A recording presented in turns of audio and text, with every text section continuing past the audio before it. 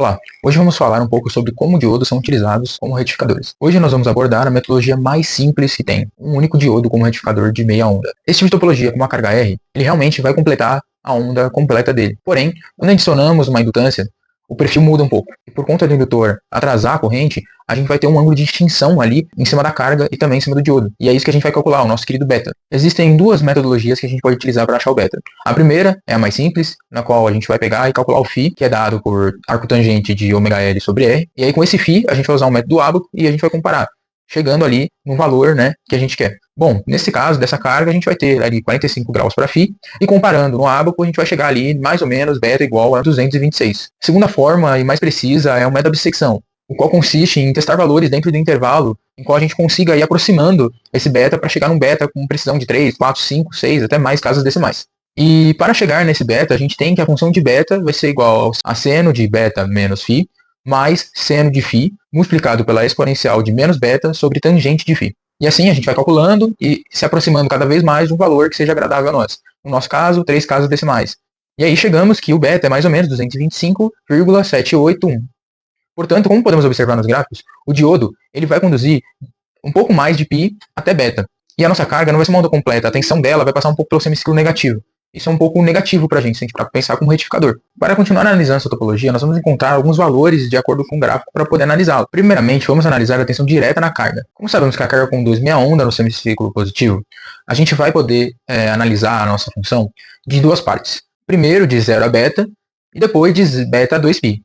Onde de 0 a beta há condução na carga e de beta a 2π não há condução. Além disso, sabemos que para calcular essa tensão média, a gente tem a relação que é dada por 1 sobre período, multiplicado pela integral de 0 a beta, da função da tensão, vezes o seno de θ. E assim, solucionando essa integral e substituindo os valores, nós temos aí que a nossa tensão média ali na carga é de 84,048 volts.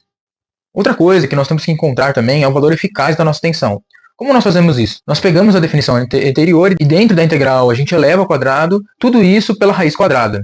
Substituindo os valores e resolvendo essa integral, a gente vai ter aí o valor que nossa tensão eficaz é de 162,807. Outros fatores que nós temos que calcular são as correntes médias e as potências. Primeiramente, para a gente achar essa corrente, a gente vai ter que definir que a corrente média é basicamente 1 sobre o período de 0 a beta, multiplicada pela função da tensão sobre o módulo da soma das nossas cargas, multiplicado ali pela função de beta. E substituindo os valores e resolvendo a nossa integral, a gente vai ter que a nossa corrente média na carga vai ser igual a 4,202 A. Há também um método mais simples de se calcular isso. Como a gente sabe que a tensão em regime permanente no indutor é igual a zero, a gente pode considerar que a corrente é apenas a tensão média dividido pela resistência. E aí a gente vai chegar no mesmo valor. Além disso, para calcular a potência, a gente percebe que não basta apenas multiplicar a tensão média pela corrente média. Isso devido que a média do produto não é um produto das médias.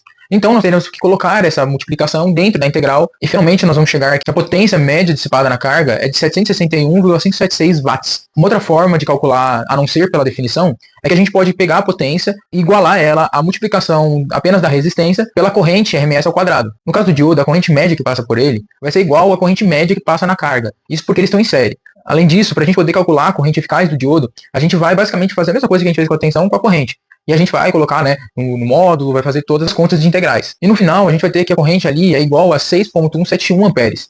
Outra coisa que vale a pena a gente avaliar é a tensão de pico a pico.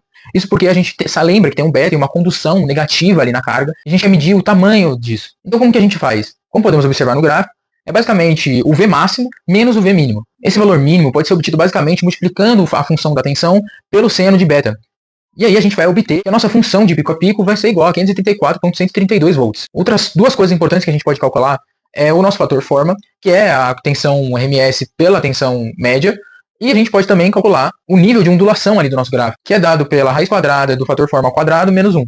E aí a gente vai poder obter essa ondulação. Além disso, a gente pode calcular a nossa potência ativa, que a gente sabe que vai ser igual à nossa potência, né, dissipada na carga. E finalmente, para chegar na eficiência dessa topologia, a gente vai calcular o fator de potência. E para isso a gente precisa da nossa potência aparente, que vai ser basicamente a multiplicação da nossa tensão RMS pela nossa corrente RMS. E portanto, a gente vai chegar aí que o nosso fator de potência vai ser igual a 0,561, que não é um fator de potência bom. Há também uma forma mais rápida e menos precisa de achar esse IMED e esse IRMS, que é usando o ábaco. Nesse caso, a gente compara aí, né, a gente vai ver que a gente vai achar algo parecido. Além disso, nós podemos utilizar da série de Fourier para achar essas tensões e correntes também. O processo é mais ou menos o mesmo que foi passado no último vídeo que está aqui.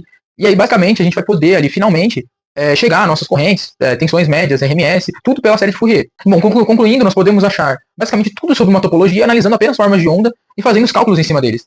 E aí a gente consegue entender um pouco mais sobre o que essa topologia é e o quão eficiente ela é pra gente.